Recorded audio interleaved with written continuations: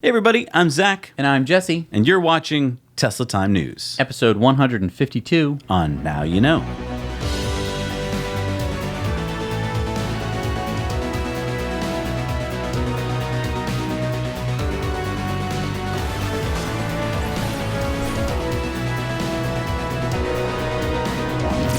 This week, as always, was sponsored by our amazing, wonderful Patreon patrons. And by our friends at the Fairfield Inn and Suites in Schaumburg, Illinois. And also their sister hotel, the Town Place Suite Hotel right next door. Both are powered by solar power. And I wanted to mention this, Jesse. Our viewer, Eric from Canada, visited Chicago from work, and he said, the Fairfield Inn and Suites by Marriott is an amazing hotel. Thanks for making the promotion of the super hotel. And now there is a Tesla service center and store on Gulf Road in Schaumburg, Illinois. So finally, if you were looking for a reason to go to Schaumburg, Illinois, just to go to the hotel, you have another reason to do so. And as Amazon associates, we earn from qualifying purchases using our Amazon affiliate link, which you can find down below. And we've got some new designs on EcoWear this week. I'm wearing one of them. If you look down here. Oh, it's a boring tunnel.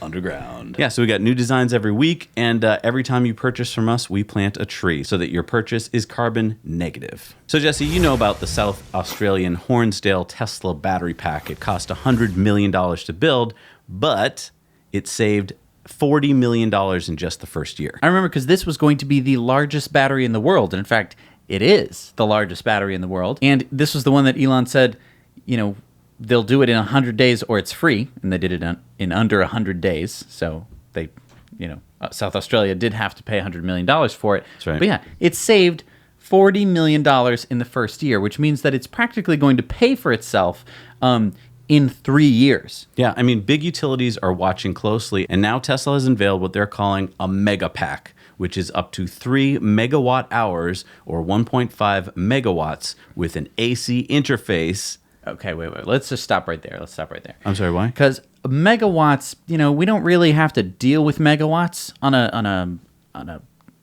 a daily basis. Okay. So I don't think a lot of people know what a megawatt hour is or what a megawatt is. So you know how you can have like a 60-watt light bulb. Okay. Right? And now, of course, they're all LEDs, so they use even less energy. Okay. Well, to get to the amount of energy that we need to talk about, I need to talk about hair dryers, because I think everyone knows hair dryers use a lot of energy. They use about 1 kilowatt of energy. Now, if you ran that hair dryer for an hour, that would be 1 kilowatt hour. Oh, okay. But we're not at megawatts yet. You would need about 1,000 hair dryers running all at the same time for 1 megawatt. And you'd need to run all 1,000 of them for an hour to equal 1 megawatt hour. Oh, okay. So if that kind of makes it a little bit easier to understand the amount of power we're talking about, it's a lot. If we're talking about power, that is a lot more power than you are using in your home. So that's 3,000 hair dryers running for an hour, which would give you what this battery can hold. And I think that it's also very difficult to understand how much batteries you're going to need for that much power. So let's compare it to some other Tesla products. Let's start with the Powerwall, which is just a battery that lives in your house and is like your house's battery. That is 13.5 kilowatt hours. So you could run your hairdryer for 13.5 hours to use all of the energy in that pack. Okay, and that's like 1/7 of a Tesla Model S or X battery. Right, it's pretty small. Then if we get up to the Power Pack, which was right before the MegaPack, we had the Power Pack. Those could be deployed in one or multiple Power Pack configurations, and those held 200 kilowatt hours of energy. And so that would be about like 2 P100D Tesla battery packs or 100 kilowatt hour battery packs, right? So 200 hair dryers running for an hour. Yeah. And now we finally get to the MegaPack. It's the equivalent of 3,000 hair dryers running for an hour. And so that's 30 Teslas batteries. Yeah, that's a lot of power. Yeah, and in fact, what they've been able to do is squeeze more power into less space. It's a 60% increase in energy density. You can put a bunch of these mega packs together, and you can get 250 megawatts or 1 gigawatt hour of battery in a space of about 3 acres, and you can build that in less than 3 months. And so Tesla says that would be 4 times faster than building a traditional power plant. Right. And so when we're talking about 250 megawatts and 1 gigawatt hour, so 250 megawatts is how much power it could output, and 1 gigawatt hour is 1,000 megawatt hours. Yeah, I know it's very confusing, but that's a lot of power. So it could output 250 megawatts for 4 hours. And here's the thing. A lot of utilities have been watching Tesla because they're the first in this space to build batteries this big. And another advantage of Tesla is that they have kind of a plug and play. You can install these batteries and plug your solar panels and your wind turbines right into them. And they've got software called AutoBidder. What does AutoBidder do? Basically, this is a artificial intelligence that will bid on energy prices to get you, the owner of the battery, the best deal all the time. Right, because your battery's sitting there like a peaker plant would, waiting for there to be a need for you. And the beauty here is that unlike a peaker plant that might take minutes to fire up, this fires up in milliseconds. Right. And so it's waiting for a dip, right? Yeah. And then what does it do? As soon as there is a dip in the power, it gives the power to the grid, and it's selling that energy, basically. So that means that you're going to be making money when it's selling the power. On the other side, there are some places in the world where there is so much solar energy that is generated in the middle of the day that grids need to get rid of the energy. And so they would pay for you to use energy, which is kind of a weird thought. But it's one of the nice things that happens when you have solar energy.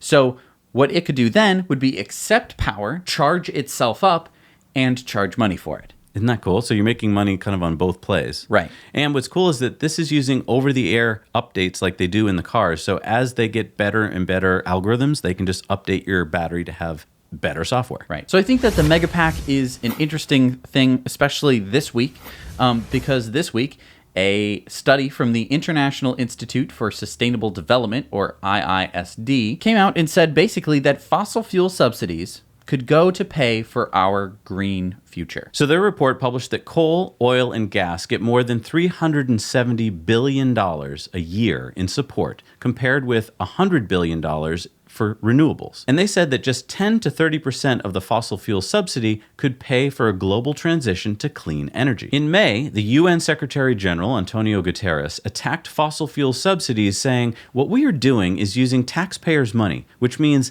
our money, to boost hurricanes, to spread droughts, to melt glaciers, to bleach corals, in one word, to destroy the world." And Richard Bridle from the IISD said almost everywhere renewables are so close to being competitive that a 10 to 30% subsidy swap tips the balance and turns them from a technology that is slowly growing to one that is instantly the most viable and can replace really large amounts of generation. It goes from being marginal to an absolute no-brainer. Yeah, and I think this is important. So many people around the world say that, well, we're just going to have incremental changes to, solar and wind will slowly get a little bit more, but it's going to take decades and hundreds of years. And why? Because, you're harnessing energy that's free. It's literally coming out of the sky, and all you have to do is just catch it. Well, and this is the answer why. Because we're spending so much money subsidizing fossil fuels that there isn't the money being put into companies that are going to research and develop renewable energies. Right. Now, Bloomberg New Energy Finance is a respected analytical group that researches and forecasts where we're headed in energy around the world in coming decades. They have just published their latest report, which predicts that global energy storage installations will go up exponentially from 9 gigawatts in 2018 to over 1 terawatt by 2040. That's a 122 times increase. Now, that would be an investment of $662 billion made possible by the fact that the cost of lithium-ion batteries are dropping, on top of the 85% decrease in the past 8 years that we've already seen. They predict that lithium-ion will drop in half by 2030. Wow. Now, what's interesting to me about Bloomberg NEF is that they're a lot like the IEA, the International Energy Agency. They're really good at adding up all the renewable projects around the world, but they're pretty bad at predictions because, well, they come out looking pretty linear, kind of like this graph that they have here. Now, it's really exciting to see that the global cumulative energy storage installations is going up, right? Right. And I know it's exponential. I mean, if you look at it, it's not a straight line. It's slightly exponential. A slight curve, but it seems to end in a pretty linear, tail there. Yeah. Nothing like what I would predict. It's cool to see that they're predicting that wind and solar will make up 40% of the world's electricity by 2040, which is up from 7% today, and that they also upped their prediction, now saying that EVs will make up 1/3 of all passenger cars worldwide by 2040. But again, they use pretty linear curves to get there. Right, and I don't think that they understand that once you get to a critical point, that it basically just goes all the rest of the way. I mean, when cell phones were first coming out, people were like, "Oh, you have a cell phone?" But at a certain point, it just goes, "Ooh." Everyone needs a cell phone because, Exactly. I mean, I have a cell phone and Dave has a cell phone. So, Zach, if you don't have a cell phone, how are we going to reach you? It's the same thing here, except it's going to be, electric cars have so many benefits. They finally come down to the price where just about everyone can afford them. Well, and wait till we see what ARK Invest is saying later in the show. Yes. So last Wednesday, a Tesla owner tweeted at Elon that dog mode had a problem. If you had set the fan speed manually to 0 or 1, then when you enter dog mode, the AC may not be able to keep up and the car would get too hot for your pet. 2 days after Elon responded that it would be fixed, it was already being pushed out to the fleet. Yeah, on Friday, it went out to the fleet. I do want to mention, it may not have been an oversight. It may have been actually a feature they wanted to have in there because, for instance, right now you can manually override your auto setting on your fan if you don't like how hard it's blowing on you. Sure. And maybe you have a dog or cat or something that you want a little less AC on or whatever. So, I mean, maybe you set it manually to a certain setting. I would argue that there would probably need to be a safety level, like, oh, it has reached 80 degrees Fahrenheit. It's time Turn to the fan up. It's time to override the human override or something. I think that there's a difference between camping mode, where you're gonna like set it to whatever you want, but of course, a human sleeping in your car, you can adjust the temperature halfway through the night if you wake up and you're like, oh, it's too hot in here. A dog doesn't know how to turn down the AC. Yet.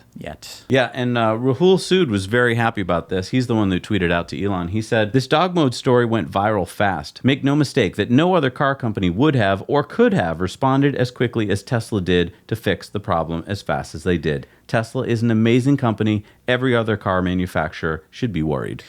And this is a really good point because, I mean, it's very easy to focus in on Tesla on this story. Like, oh, their dog mode didn't work perfectly as soon as they released it. But you have to keep in mind that no other car has dog mode. No other car has, to my knowledge, has over-the-air updates that work like Tesla's do, right, where it's just like, you have an update. Do you want to update it? Like, it's just like your phone. And that they fixed it in 2 days. Normally, if there's a problem with your car and you go to the car manufacturer, they're going to be like, okay, maybe the next model year we'll stick it in there, that tweak, that fix. And then everyone just knows like, oh, the 2009 Ford Focuses, they all have this problem. Oh well, Tesla can fix the problem for cars that they've already sold. It's brand new. Like that. This is something that we haven't experienced yet, and yet we're all kind of just sort of used to it at this point. So Elon tweeted in response to Ryan McCaffrey's tweet. Ryan said, "How's solar roof tile progress going? You were working on a new version 3 of that, right?" And Elon said, "Spooling up production line rapidly, hoping to manufacture 1,000 solar roofs per week by the end of this year." Now, let's put that in some context. The average PV system is about 6 kilowatts. So that would be 6 megawatts per week of solar roof that Tesla would be making by the end of the year, or 78 megawatts per quarter. Now, to put that in context, Tesla only installed 29 megawatts of solar in Q2. So this could mean a doubling of solar installations by first quarter of next year. I think that if you are a roofer and you're interested in maybe not having to carry hot asphalt shingles on your shoulder on the way up the ladder, and instead you want to install some Tesla solar tiles. Yeah, because as we saw from our friend Justin out in California who's getting a solar roof, they put them on that cool ladder lift, so you don't have to heft them up there. Because, I mean, I've seen plenty of roofers where they take the new guy, they put a few... I've done that before. It's not fun. Yeah, you do not want to do that. If they're doing 1,000 a week, they're going to need a lot of new contractors. And I'm telling you, if you're a roofing contractor or an electrician, I mean, this is a great new line of work to get into. And speaking of Tesla solar roof, CNBC has attained a building permit filed by Tesla for construction of a test structure to evaluate Tesla roof solar product and installation process at the Tesla Fremont factory. And I'm really confused by this one, Jesse, because, I mean, they make it out in Buffalo, New York. Mm-hmm. Why would you want to test it in California? You can't test for snow and all that. I figured it out. Okay. They're going to have solar roofs that are going to be in places without snow during the winter. Okay. And they want to make sure that Santa can land on the roof without damaging solar panels. Okay. So new buyers of the Model S and X will be getting free unlimited supercharging. Elon had said before that this was unsustainable, but I guess they brought it back because they need to sell more cars. Yeah, so this will be non-transferable to new owners. So if you sell your car, the free supercharging will not get carried along to the next owner. And it's not part of a referral program. So I think that a lot of people get really excited by this. They're like, free supercharging? Awesome. And I would point out that free supercharging is great, but the most you're ever going to really get out of it is probably going to be somewhere along the lines of like $600, maybe $1,000. Right. But I think that instead of saying, oh, you have a $1,000 credit, new Tesla owners, that way you're, limiting them to some ridiculous amount of supercharging. That would be over a cross-country. There would be multiple cross-country trips, at least across the United States. Yeah, I mean, when we went from Boston to San Francisco and back, we estimated that we saved about $800 in gas. Right. And we probably saved about $300 in electricity. So we could have done that like 3 times for $1,000. For $1,000. So I think that's, unless you are driving insanely all the time, you're not going to get that much value out of it. So I think what this is it is all-you-can-eat buffet syndrome. Okay. So I don't know if you've ever been to a place where there is an all-you-can-eat buffet, right? Yeah. You pay, whatever, $9.99 or whatever, and you can just have as much as you want. Much garlic bread, as much pasta. But you go there and you're just like, yes! It's basic. I'm winning right now because I'm getting all this. Filling my plate. But you did pay for it. And the restaurant had to do some math to figure out, like, we're going to benefit from this, even if you come in here and you eat 1,000 breadsticks. If you're buying a Model S or a Model X, part of that cost is going to the free supercharging. Well, and I would argue you're actually putting the cost on the rest of us. I mean, I think now that the pricing has matured and the prices have come down, a lot less of that pricing is baked into the cost of the car. So I think what you're doing basically, Tesla, is you're putting the cost of the supercharger network onto the rest of us. You're going to have to charge a little bit more for kilowatt hour of electricity for all of us to pay for the free supercharging that you're giving out. I mean, that's why Elon said it's unsustainable. It's just a little trick to sell more cars. And I'm honestly kind of surprised because I thought Tesla owners would be smarter than this, than to think that like it's really worth. I mean, okay, it's a $70,000 or $80,000 or $90,000 car. True. If this little gimmick is enough to get you to buy the car, I'm kind of surprised. Like, why weren't you going to buy it before then? I think that it's an exciting idea. It really does free your mind up. If you were thinking on going on road trips, you're suddenly, instead of being like, that's another, maybe I'd pay, $50 to $100 for that trip. You're just going like, but it's free. And I think that little bit just frees up your mind to the point where you're just like, what could I do? What are the possibilities? And I think that's kind of nice. So this is a new electric car company, Jesse. Okay. Human Horizons. It's a new Chinese startup offering its first car, the Hi-Fi One SUV. It says it'll have up to 400 miles of range, but keep in mind this is on the old NEDC charging standard. Okay. It will have dual motors for a 0 to 100 kilometer an hour time of 3.9 seconds. They're going to start production in 2021. China will be the first market, and then they hope to go worldwide. And check this out. This is the most interesting part of it. It has these weird suicide/gull wing, I guess you'd call them, doors in the back. Looks like they copied a lot of things from the Model X. And I'm guessing when they got to the actual trying to make that door work with the 2 hinges, they're like, okay, we can't get that to work. So let's just simplify it. This is so interesting. So, the 400 miles of NED charging. 400 miles is spectacular. Of course, it's on the NEDC standard, so you're probably looking like 300 miles, which is still fantastic. The doors are pretty wild. I don't know if you open the door and then the other part comes up, or can you close? Do you have to wait for one to come down? Well, here's the other thing. one? The Falcon Wing door solved a problem, which was that you can actually open the door and only be 12 inches away from a car next to you. Mm-hmm. Here you won't. It's a standard door. Well, now, it's a suicide door. It's a suicide door, which is cool. And I understand if you open that gull wing, you get the headroom to get into the car. So that's cool. That is a nice But I like just pushing a button, your door opens, you don't worry about it, it blocks the rain. This isn't going to do that. True. Actually... if it were raining, it's going to let the rain in. It'll rain. It'll directly into your car. Right. Look, I don't want to pick on the doors. I'm just care saying, that it's an electric car. Really. I'm just saying, skip the doors and get me the car. Like, Right. right out of the gate. Like, that's a lot of hard work. I mean, Right. they say that Hi-Fi introduces the world's first human-oriented architecture, which is self-adaptive and learning to create diversified solutions that will enhance the user experience. Its neural network consists of 4 superbrain domain controllers and 6 computing platforms, connected by 1G Ethernet, providing a higher transmission rate than traditional CAN networks. The vehicle is able to analyze massive amounts of information and make decisions utilizing cloud computing with a powerful data analysis engine to build a truly intelligent and smart vehicle. So Cool. I don't know what any of means, that but means. it's cool sounding. Because I didn't know that my car needed to make so many decisions. Well, yeah, if it's going to drive autonomously. Is that what it's going to do? Well, on their website, they have a lot of talk on there about autonomous driving. So that's my guess, is that that's what they're going to do. Okay. Anyway, I'm excited. I'm Let's see. excited to see it. I always I love new electric car companies. I love them too. I always hold this little. I'm reserved.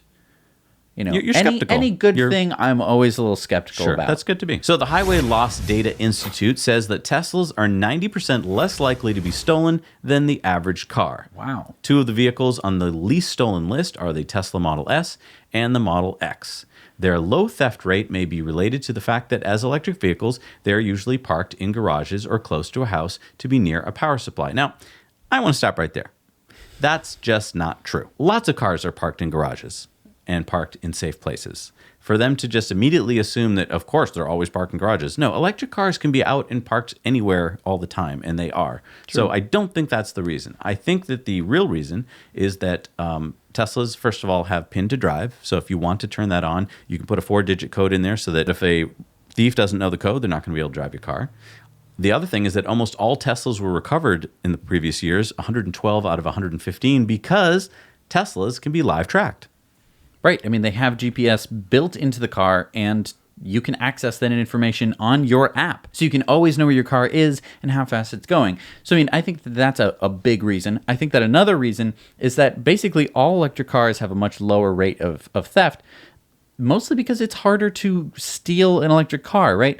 We're all used to, in the movies and in video games, you get in the car and the character does, you know, and then you can drive the car because he's hot wired the car.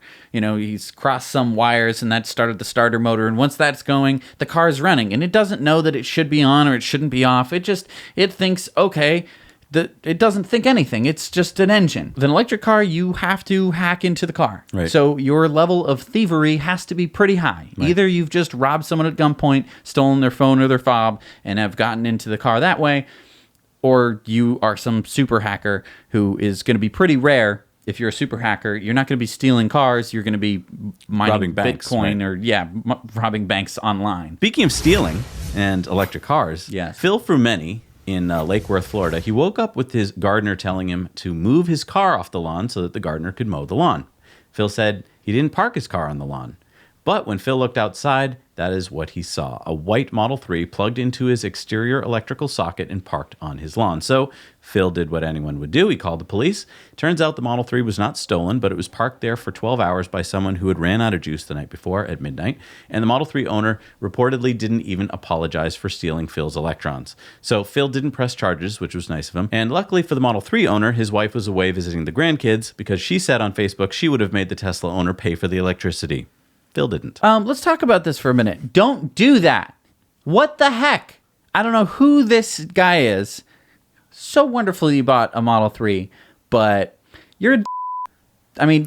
Well, can I just say, if this happened and there was no other recourse and you did have to plug it in somewhere and it was midnight, I can see how you wouldn't want to, wake up the homeowner. But leave a note and just say, "Hi, I'm Zach. I parked on your lawn. I'm so sorry. I'm taking your electrons. I'm so sorry. I'll be back at, 8 o'clock and I'll pay for everything. I'll take you out to breakfast." At least something so that he doesn't have to call the police and try and figure out what's going on. That's a move. Right. I mean, we've all heard the stories, at least I've heard all the stories that my grandparents have told me, where their car broke down or they ran out of gas or they popped 2 tires at the same time and they had to, walk 10 minutes in the rain to the nearest farmhouse, and they knocked on the door and they got invited inside and someone, cooked them dinner and called them a repair truck and whatever.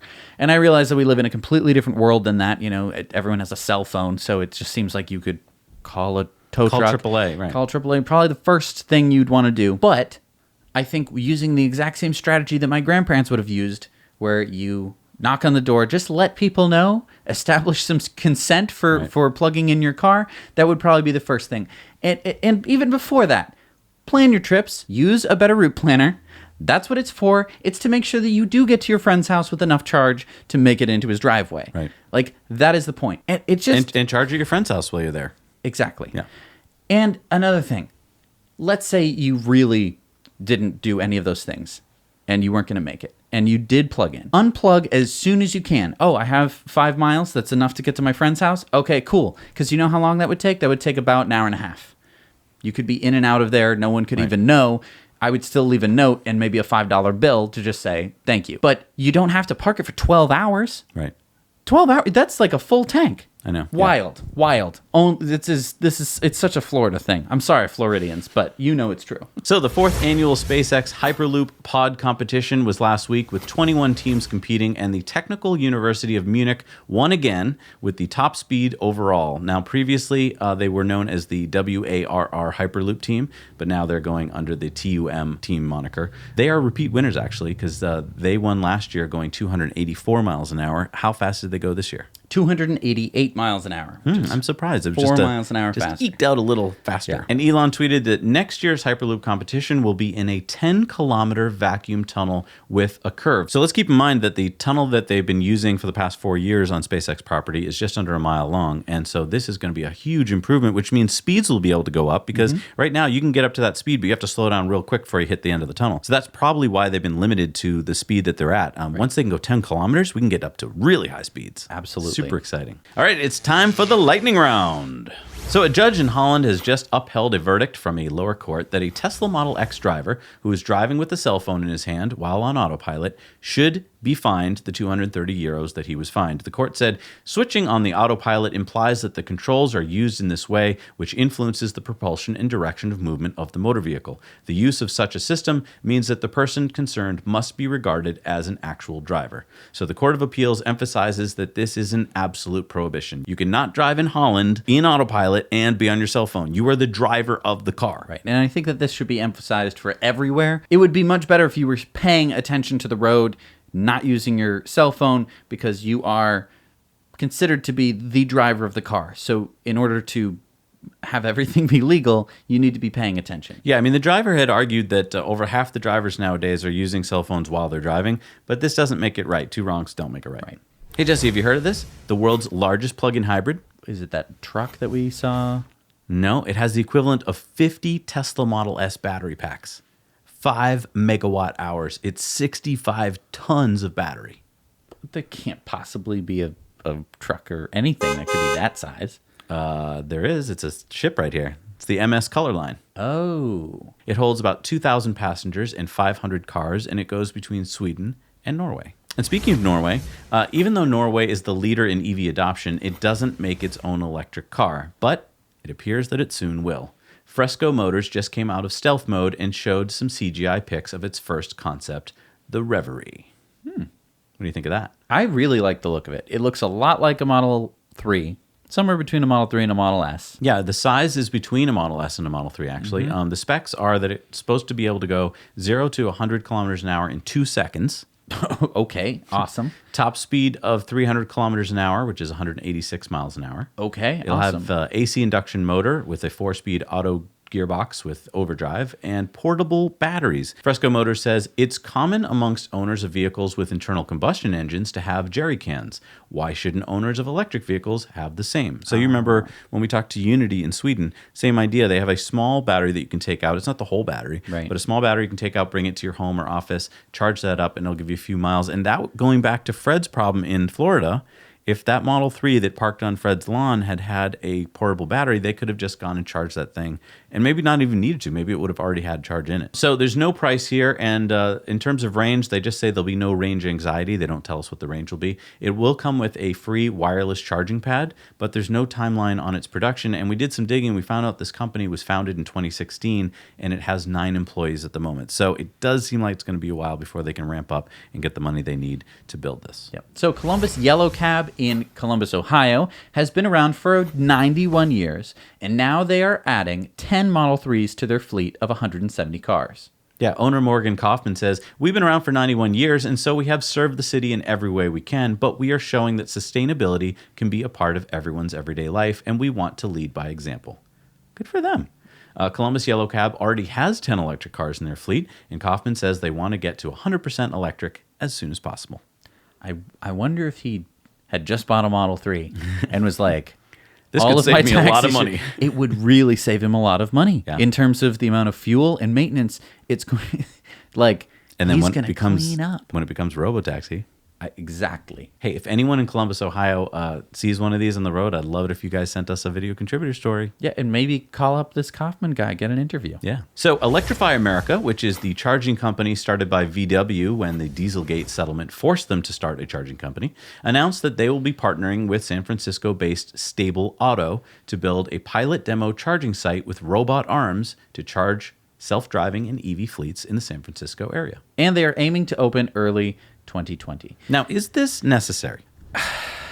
Look, I keep going back and forth on this. I think that when we begin to first have our fully autonomous fleets out there, that you can just hire a guy to go and plug in and unplug the cars. So I don't know if the robot is really necessary. And I think that it's important to remember here that Electrify America has to spend money. That is their job. You might be saying, no, their job is to make electric car chargers. No. They have a certain amount of money that VW was forced to give up and give to this company, and Electrify America has to spend it. Yep. As awesome as it's going to be to have robotic arms plugging in your car, this is just another way for them to fund something. And it's good that they're funding something. I'd rather it be chargers. It could be so many more chargers. Exactly. So, Jesse, how would you like an electric mega yacht? I mean, if I'm going to get a mega yacht, it's gonna have to be electric.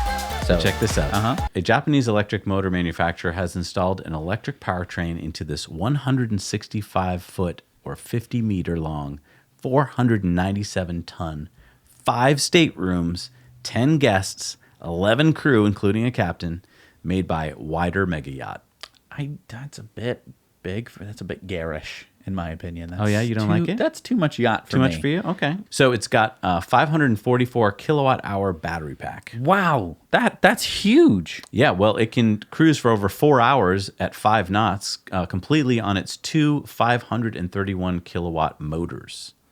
4 hours at 5 knots. That's not particularly fast, and that's Not particularly far. That's not particularly long. Oh, you want to go long distances in your mega yacht? Well, then I'm going to have to get it with this 18,000 gallon or 69,000 liter gas tank for you. It's a diesel tank so that you can go long range with it.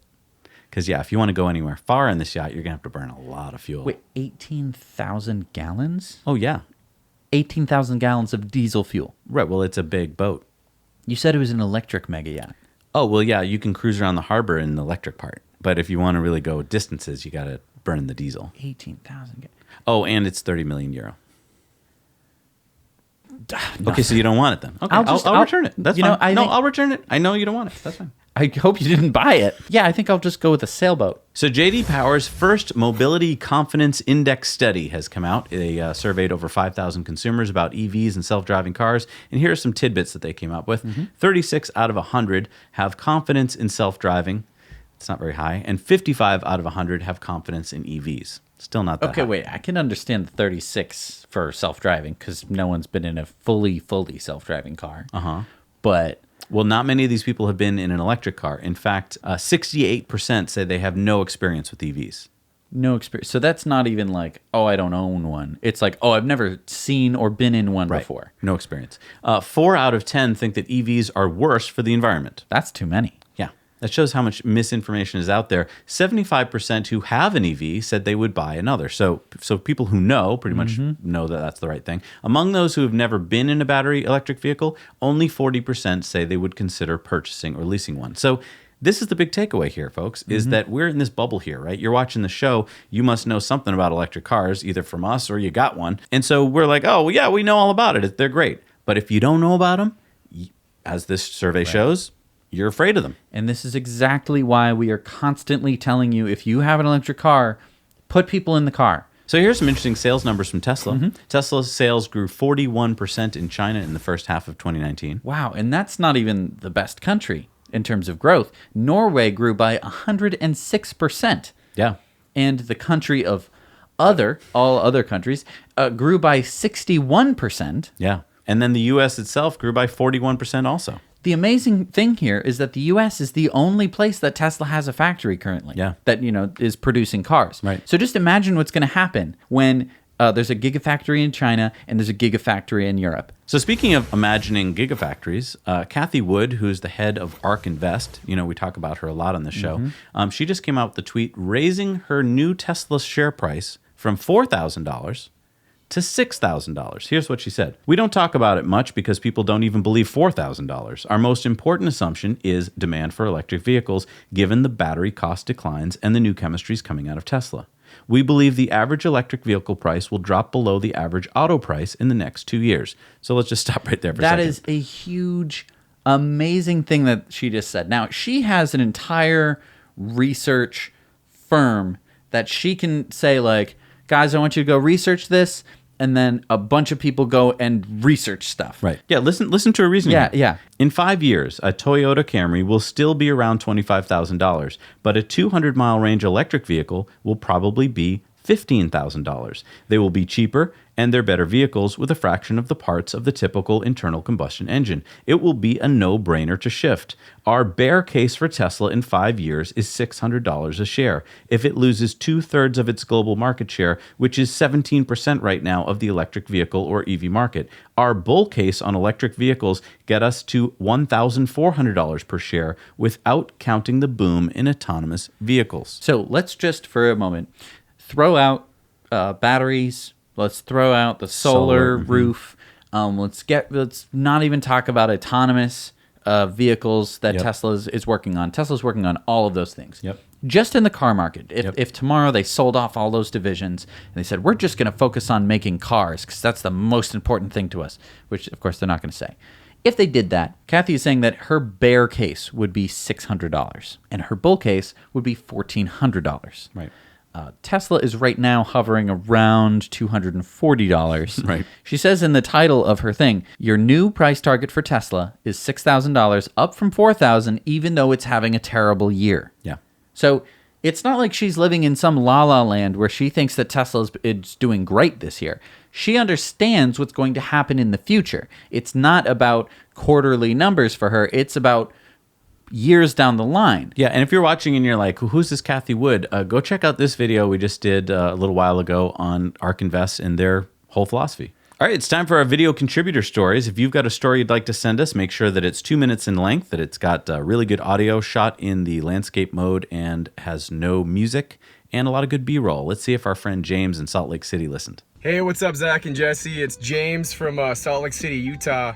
I'm sitting in my Nissan Leaf. It's a 2013, and I'm a month into owning it. I also have a Nissan Frontier, so a 4x4 truck with like a 6-foot bed, and been wanting to do the electric vehicle thing for years. I will do a Tesla when I can afford it. That's in the plan. But one of my neighbors did this where he has a work van. He bought a Nissan Leaf, a used one, and now he's using both. And I'm doing the same thing. So the days I need to use the truck, I'm using it. The days I don't need to, I'm not using it. But what's super cool, and I'm gonna walk you in, I'm pulled up in front of the Salt Lake City County building. Did I say that right? Salt Lake City and County building downtown. Because I heard that I get a thing for my license plate where I can get free parking anywhere around Salt Lake, and typically you'd have to pay for parking during certain hours. Hey guys, so I'm back here with my Leaf. Any Avatar: The Last Airbender fans, we named him Aang. And I ended up having to go to a different building that's a half a block away. So it was the Department of Transportation building. And then what they ended up giving me is a sticker that I'm gonna throw on the back window. And then I basically get 2 hours of free parking on any metered spot in Salt Lake City. And then if I hit the 2 hour max, I can go to a different I guess what they call like face of the block. And I can just repark and I can get 2 more hours. So anyway, I thought that was super cool. So as you can see, it says Salt Lake City green. It's a green vehicle. And yeah, 2 hours of free parking at any metered spots. So what was cool too was that the lady at the Department of Transportation was saying that they're gonna start to limit the vehicles that can use this parking program. I guess there's so many hybrids in recent years and fuel efficient cars that they're just gonna start to do just electric. So the Leaf will definitely qualify. But love you guys and the work that you do. Thanks so much. We're keeping Elon in our thoughts, that he gets some good rest and keeps cranking forward. So now you know. I think he listened. He listened. Pretty good stuff. By the way, we put the music on there. We Yeah. we have a library of music that we can add. We can spruce up your video with, but we can't always use your music, because if you put Tom Sawyer by Rush on there, we're going to get a copyright claim, and that's not going to work. right. All right, it's time for our Patreon bonus stories. Now, if you can't get enough Tesla Time news, head over to Patreon right now and become a patron of our show for as little as $1 a month. You can watch all of our Patreon bonus stories. You'll enjoy more stories, and you'll be supporting our channel. We'll see you there.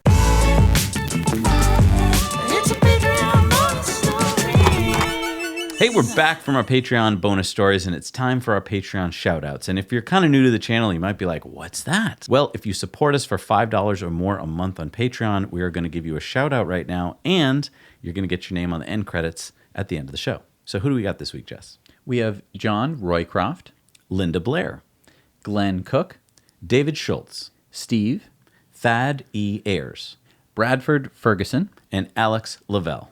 and we didn't screw up anyone's name. Woohoo! Woohoo! Wow. Are we becoming professional, or are people's names getting easier? I think it's a little bit of both. All right, it's time for Elon's tweets of the week. He had quite a few. We had to pare it down, though. The first one here is from Patrick. He said, Elon, when is Advanced Summon ready to roll out? And Elon said, It finally almost doesn't suck. Which, that's awesome. find me another CEO that has ever been that brutally honest. Yeah. Wow. I love it. And then Eric Berger said, Starship update in 3 weeks. And Elon said, Yes, detailed review of the first orbital Starship explaining the pros and cons of each design decision. that's going to be exciting. So that's Yeah. August 24th. So stay tuned for that. Yeah, put that date on your calendars because that's going to be an exciting day. Then some more questions tweeted out at Elon like, anyway, we can tie passenger seat in Model 3 to easy entry profile. My very pregnant wife is having an increasingly harder time getting in and out. Would be awesome if her seat could lift and lower a la easy entry. And Elon said, Sure. and then Sophian added, would be great to get screen controls for passenger seat as well. Please, Elon?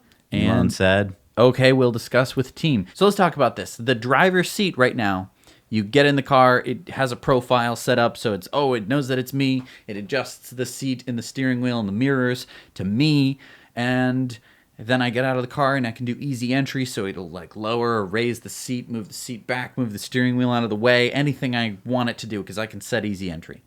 The passenger seat, however, is only controlled by your little seat controls, and that's it. So what these two people are saying, first of all, is to have a passenger profile, which Yep. I think makes perfect sense, Why right? not? Because, have a road trip profile, have a, Sarah, have a Dave profile of different people who might sit in the car, Right. or you, just whatever you would like Right. when you're in the passenger seat.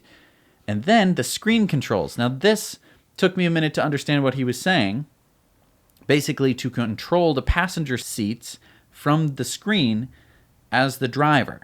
right, because sometimes you're alone in the car and you'd like that seat to move one way or the other, or Right. because you're expecting someone to get in or whatever. Right. And now you can't. You have to reach over. You Right. can't do it.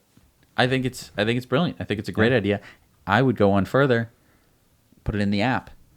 Yeah. Be able to do those controls from the app, because let me tell you, when you're sleeping in the back of the car, I would really pay to have an app that would move the seats, adjust the seats if I needed them to. Make us the VP of Special Operations, and As we we've will been add that to saying. the app, and you'll get some more subscribers. Absolutely. Awesome. All right, in this one, Vincent said Tesla CEO Elon will attend the WAIC, which is the World Artificial Intelligence Conference of 2019 in Shanghai, China, on August 29th through the 31st. And Elon said, We'll also be launching the Boring Company China on this trip. What? Oh, this is such big news. What? So, okay, we knew that there were going to be a couple projects happening in the United States. Yeah, Maryland, Las Vegas. Right, where the Boring Company is going to dig tunnels. Do you know what place really, really needs tunnels? China. China. And do you know which place would be more welcoming of tunnels? China, because they are just charging ahead with the whole progress thing. There's not a lot of NIMBYism in China. This is so exciting news. I think Boring Company could definitely make most of their start in China. Wow. All right, it's time for community mail time. So remember our friend Kevin, Jesse? He lives in the Yes. UK, and he made this amazing ENV200, which is an electric Nissan van. He made it into a camper van with a solar panel on the roof. It's totally decked out with a fridge in there, a toilet in there, stove, beds. It's awesome. all custom made, and it looks really good. Well, get this. Yeah. It's for sale. Oh, I mean, I'm kind of sad and happy at the same time. What? I think I might want to buy it. But it's in England. Yeah, I think this is pretty much only for people in England. Anyway, All right, fine. Anyway, contact Kevin if you're interested. Yeah. All right, I guess we won't cut this out of the episode. Made 'Cause with- I was convinced that I was going to buy it. And this thing was made with love. Let me tell you. Oh my! And it's so. Oh, there's so much storage in there. I know. It looks like it's bigger than my apartment. I know. And here's some footage of Jesse in his Model 3 dream case. Yes. Jesse, where are you? I'm over here. What are you doing? It finally came. What finally came? The dream case. All right, so I have the dream case here. You'll see that it's empty. And this is actually part of the bed. You put this down first. That way you can see the dream case logo here. Then pull up this side a bit. This looks pretty good. All right, so now I'm gonna get the mattress ready. So there's a soft side and a harder side. I'm assuming the hard side down. Come in here, pull it down. I have slept in the back of a Model 3 before. I just kind of had like a, I don't even know what it was, like a futon that I threw in the back. And it didn't fit well at all. And it wasn't long enough for me. So my head was sticking off the edge of the seats. If you look down at the edge of the seats, you see that they only go so far, but you'll also see that the dream case extends beyond that, which means that my head can sit right here and I can go to sleep. Here is the first test. I haven't put any sheets on it, I haven't put any pillows or anything. I'm going to see if it works. I'm gonna climb in. Lay down. Oh yeah. Oh, this is relaxing. And I get to look right up at the sky, which you don't usually get to do in this car. I don't know how Tesla put romance mode in the car, the fireplace, and they didn't include a bed. I mean, this is what this car needs. When else are you gonna have a fireplace in your car? Tell me that. When are you gonna have a fireplace in your car? This is fantastic.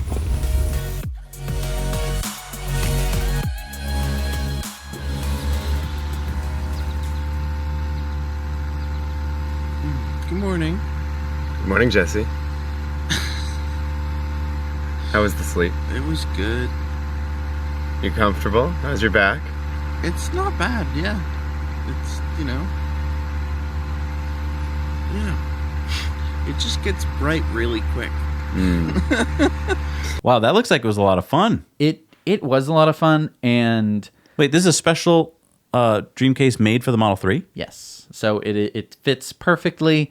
It can fold up into a little thing that doesn't even take up more than like a third of the trunk. Wow. People say, oh, those are expensive. But I was thinking the other day, if you go, sleeping in it for 3 or 4 nights, that's pretty much the cost of like a hotel room. That would have paid for the dream case right there with what you would have spent on a hotel. Absolutely. And I mean, it's just so cool to have that freedom. And if you're doing like a lot of driving where it's like, oh, I'm going to be driving at night and I might get really tired, like dangerously tired, having a bed in the back of your car is going to be really nice to just be like, okay, well, I guess I'll stop at this, Supercharger. level 2, well, no, level 2 charger even, Yeah. and just, Take a nap. get a couple hours of sleep in there. So we've been getting a lot of emails from Tesla customers who do not like the new Tesla policy change where you cannot call and talk to a Tesla customer service rep about an issue with your car until you have scheduled a service appointment. And then it's only a one-way communication. There are a lot of issues which could easily be calmed and solved by letting a real human talk to customers. I mean, this is the way it's been done for hundreds of years, and it works. Now, is it perfect? No. Customer service involves hiring the right people who are empathetic and can interact with customers well and who know how to de-escalate and solve problems. But Tesla customers cannot recommend Tesla if their customer service is abysmal. So I would recommend that everyone with a Twitter account right now Yeah. tweet to Elon and say that you do not like this policy, because he's going to be ultimately the person to change it. I think that it's going to be a good idea to change, to just have people, there to respond. Yeah, I mean, I know why they did it. I know that at Tesla service centers, they were getting tons of calls, and so those people had to be answering calls and helping you at the service center. So that wasn't the right way to do it, but there's got to be a way to get people who know how to solve problems on the phone, even if it's going to take them a few hours or days to get the problem solved, at least to let you know I'm working on it. Right. So Bill and his friend left their 2 dogs in his Model 3 while they had lunch one day, and then the police arrived because they had supposedly received complaints of unattended animals in the car. Too bad they didn't read the touchscreen. See, it was in dog mode. Right. But Bill shared with me this product from Tesla Bros, or is it Tesla Brothers? I'm not sure. It's the Tesla Dog Mode Indoor Window Cling, and basically just puts right on the window what it already says on the screen, which is, I'm a dog and I'm fine. It's climate controlled in here. Right. Everything is okay. Our friend Istvan has started a YouTube channel to talk about all things Tesla, SpaceX, Boring Company, Hyperloop, Neuralink, and Elon Musk. But before you go to it, just make sure it's in Hungarian. So you probably only want to go there if you speak Hungarian. But some people speak Hungarian here. Exactly. So a lot of people do. We have a lot of Hungarian fans, so that's awesome. He was telling us about this clueless guy from Enterprise UK who didn't know how to charge the Enterprise Model X that he was driving at the Supercharger. And in fact, he told him he didn't know where to charge it anywhere. And Istvan helped him out. And that's how it works, folks. We all got to help people learn this stuff. So yeah, there's the picture of the guy who was basically pulled into the wrong stall, sat there like, how is this magic? Does it just charge? Like, and Istvan was like, no, here's where it goes. Right. Here's how it uses. But yeah, the sad thing was, this was a guy from Enterprise Rental. He should be able to teach other people how to use the car. That might explain why, maybe that guy pulled up in Florida at Fred's lawn and didn't have any charge left. Maybe he just didn't know how the car worked. Right. This is our friends Shahan and Nita's new Model 3. Congratulations, guys. And according to our friend Haiku in Austria, this is the first electric patient transport ambulance in Austria and possibly in all of Europe. Haiku is a rescue commander, and this Nissan ENV 200, look familiar? Oh, it's the same van as Kevin's. Exactly. It's been converted to become an ambulance, and basically it has a range of 200 kilometers and can fit 3 walking patients and 1 wheelchair. It'll be charged by 100% renewable energy, and Heiko is hoping in 2 years that his command vehicle will be a Model 3. Nice.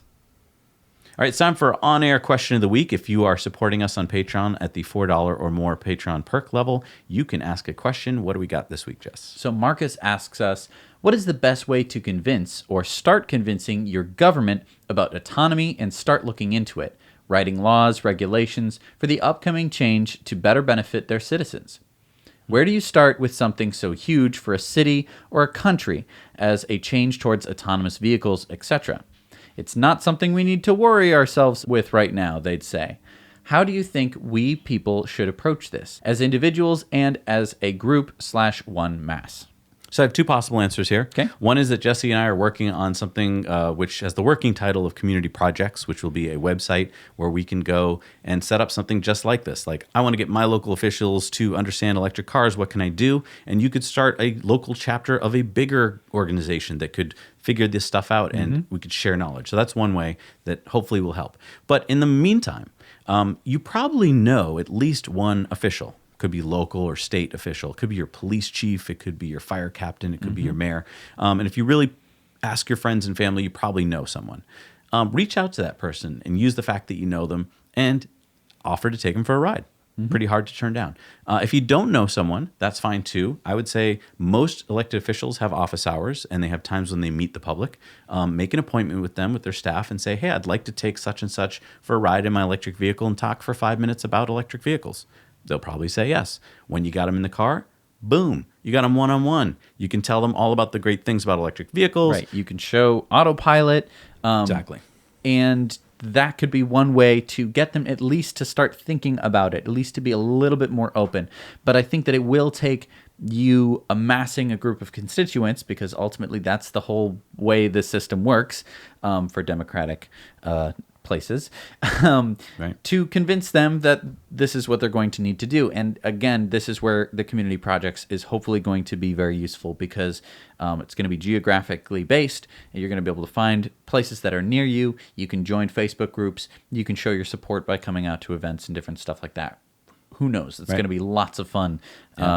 Can't wait to be telling you more about it. And So stay tuned because we're working on it as we speak. Yep. All right, it's time for the results of our Patreon poll, and we asked, what features are you most excited about in version 10 coming up? And the number one answer was better traffic light and stop sign recognition, one step closer to full self-driving. Yep. Number two was improved highway AP, smooth. The last was Joe mode, even though my name isn't Joe. Still not sure what Joe mode is. Well, it's going to be where all the beeps and boops in your car are going to be quieter for sleeping passengers. Yeah, I just don't know why they called it Joe mode. But. A lot of people were saying that it was Joey mode, like a kangaroo. Oh. All right, time for good news, bad news. Which one do you pick first? I'm going to do bad news first. Bad news first. Yeah. Okay. Earth Overshoot Day. You know what that is? Yeah. Oh, you know what it is. Yes. This is the date when humanity's demand for ecological resources and services in a given year exceeds what the Earth can regenerate in that year. So to put it into example, it's like if you make $30,000 a year, this is the date where you've spent $30,000 in that year. Oh, I see. So the best would be if it happened on December 31st. Or later. Or later, right, because then you would have saved money. You would have been saving All money right, that so year. July 29th was this year's Earth Overshoot Day. And here's the bad news also. Look at this chart. This is a chart showing from 1970 onwards when that day fell. And you can see that beginning in 1970, that day was pretty much December 31st. We had a whole year where we used our resources. That was pretty good. But it's been getting shorter and shorter. Well, that is the... No, I know. That is just as Yeah. much as you can really squeeze out of the Earth. Right. No, I know. Before you're dipping into your savings, so to speak. Sure. And as you can see now, it's getting pretty bad. We're up in the July 29th. Right. So area we're using 1.7 Earths every year. Okay. But time for the good news. Billions for EV charging is going to be in the latest America's Transportation Infrastructure Act of 2019. Okay, well, I mean, billions of dollars. This is an act supported by Democrats and Republicans, including Wyoming's Republican John Barrasso. So that's amazing. Democrats and Republicans have come together to put billions of dollars into American infrastructure, including EV charging across the country. Are you sure? Are you sure about this? Why? Well, that's what the headline said. I mean, this is just the Transportation Infrastructure Act. So yeah. Well, let's read a little deeper. Yeah. Let's see. $3 billion over 5 years and new funding distributed to states based on their current formula share to support projects that would lower highway-related carbon emissions. I didn't hear EV charging in that. Okay, well, let me keep reading. States can also compete for an additional $500 million by making progress on lowering their per capita emissions. Right. Okay, that's not great. Another section here reveals that $1 billion in competitive grants would be earmarked for alternative fuel infrastructure. And here's what it says. In preparation for the expected increase of alternative fuel vehicles, the bill establishes a competitive grant program funded at $1 billion over 5 years for states and localities to build hydrogen, natural gas, and electric vehicle fueling infrastructure along designated highway corridors that lack such infrastructure. So I see what you're saying. So I can see now they listed why it third on the list. I can see now why Barrasso backed this bill, because it is so broad and so wide, and you have $1 billion of a over $200 billion bill that is going to be split among hydrogen and natural gas. So let me just explain to you, the viewer, why that, hydrogen can be a renewable energy source, because what you can do is you can take solar energy or wind energy and you can make hydrogen from it by splitting water with electrolysis, and you gather up that hydrogen. But you can also make hydrogen from natural gas. You take all of this natural gas, you strip off all of the hydrogen atoms from the long carbon chain, and then you're left with a bunch of carbon dioxide, which floats up into the atmosphere, which is not zero emissions anymore. But it means you get some cheap hydrogen from natural gas, which we have an abundance of anyway. So there you go. Basically, I think what happened is Barrasso was like, I'm going to need to support this bill because everyone's supporting it. So, big oil lobbyists, what should I do? And they're like, well, just make sure that, hydrogen and liquid natural gas is on there because those, we make natural gas and natural gas can make hydrogen. So, we'll just grease the wheels here. So this didn't really end up being a lot of good news. Sorry. This is kind of a bummer. Kind of a bad news, sorry. Kind of a double bad news. We already overshot the world's, ecological resources this year. So we're just running on borrowed time already. And there's going to be hope. I mean, I'm hopeful that there's going to be some EV charging that goes in. Well, speaking of EV charging, let's go to our Supercharger reviews. Absolutely. That's good news. Here we go, 8 stalls by the highway. The highway's right up there. And we're kind of in the middle. We're in the corner of this big parking lot here and there's some hotels back there. And then there's the Meijer here. Meijer has everything. It's a grocery store and they have shoes and clothing and toys and everything. And then in the other corner of the parking lot, there's like a Firehouse Subs, and then across the street, there's a ramen noodle place or a burger place. It's pretty good. Alright, so we're here at the Roanoke Island Inn where there is a Tesla charger. There's just one and it's in a parking spot. On the website it does say that you have to call ahead, which makes sense because there's currently a vehicle, not a electric vehicle, that is parked in the spot. But so you've got kind of a covering for your spot. It's about the width of trying to not get this guy's license plate in there. But it's with the one car, so it's just one parking spot. And it is right up against the gate to the inn. So this is the Roanoke Island Inn. It's actually very quaint. Highly recommend you guys stay there if you ever have the chance. Hey, Zach and Jesse, Sean from Las Vegas here to review the new 2-stall Alta Drive Supercharger here at the corner of Rampart and Alta. We're here at Tivoli Village. It's the upper level of the parking garage, so as you enter self-park, don't go downstairs, stay up here on this upper level. You'll find these two right behind me. We're right off of Rampart Boulevard. You can probably hear the traffic behind me, but as I turn around, you have Suncoast Casino right here behind me. It's a great place to grab some food. They have some amazing restaurants. Of course, you could try your luck while you're here in Las Vegas there too. And they have, of course, hotel accommodations and their own destination charger. I love seeing those every week. Yes. All right, what do we got for new Superchargers this week? We have the 70th Supercharger in Germany. It is an 8-stall at Brinkum in Germany. We have number 4 in Poland, which is a 4-stall at Poznan, Poland.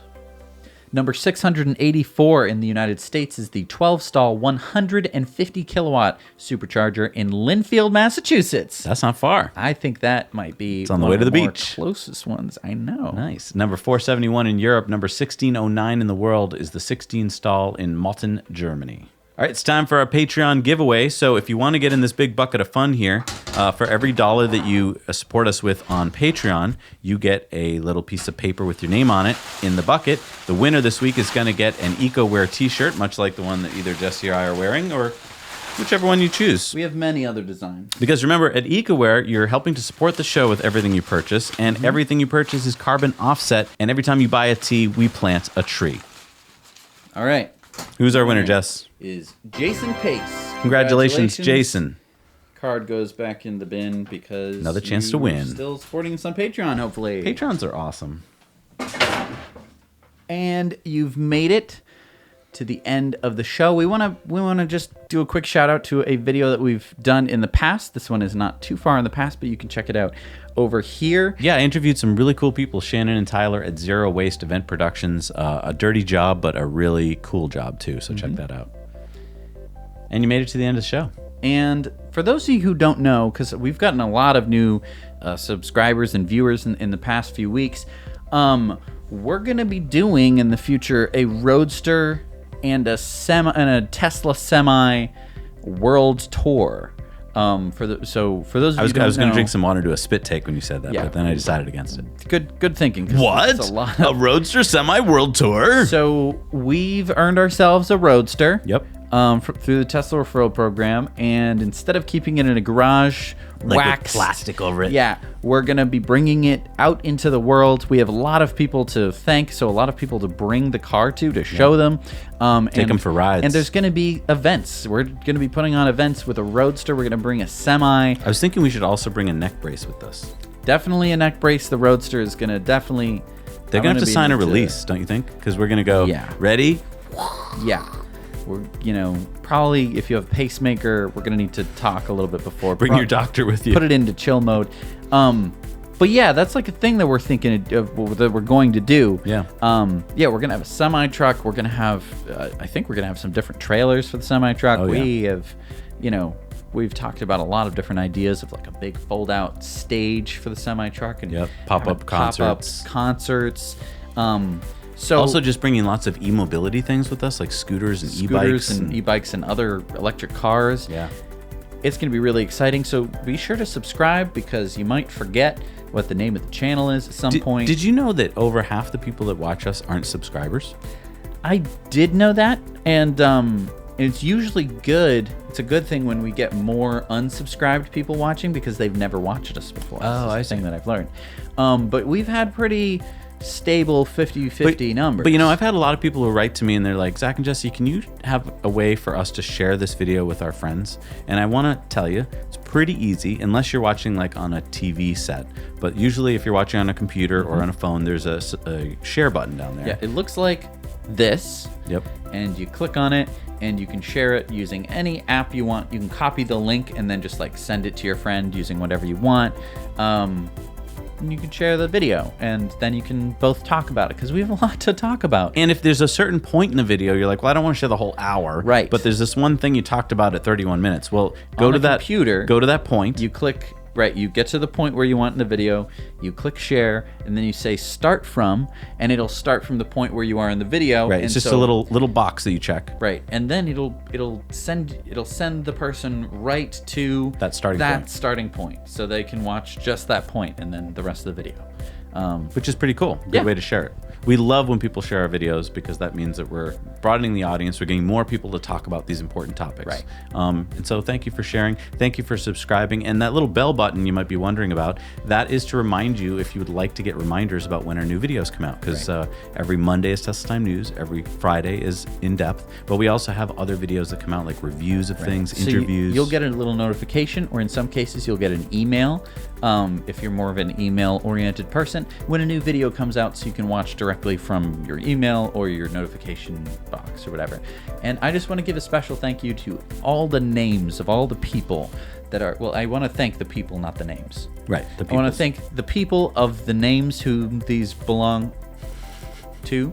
All of these people support this show. So if you were like, wow, this is some high quality production going on here. They seem to have a lot of lights. I mean, we have 1, 2, 3, 4, 5, 6, 7 professional lighting pieces here. We've got a camera with a teleprompter so that we're not always looking off screen reading some script, and we have some paper here like, oh, let me tell you about. No, we're able to have a better show, mostly because of these Patreon patrons. We couldn't do this show without them. So thank you so much for watching. Now you know.